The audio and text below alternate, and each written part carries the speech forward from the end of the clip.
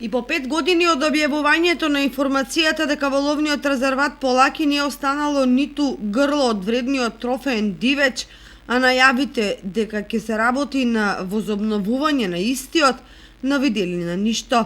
Практично, освен замена на дел од оградната мрежа и населени 2-3 грла елени во текот на минатата година, други активности нема.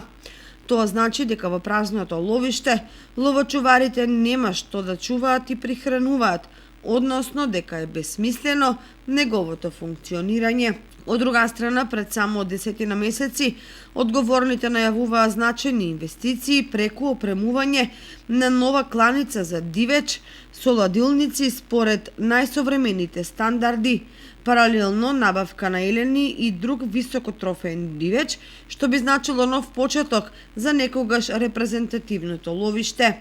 За сега, како и за многу други проекти и инвестиции, се останува само празно ветување, бидејќи годините минуваат, а на Осоговските планини од развој на ловниот туризам нема ништо. Наместо чекор напред, направени се 2 наназад, бидејќи лани во пожар изгоре шумската куќа кај рампата.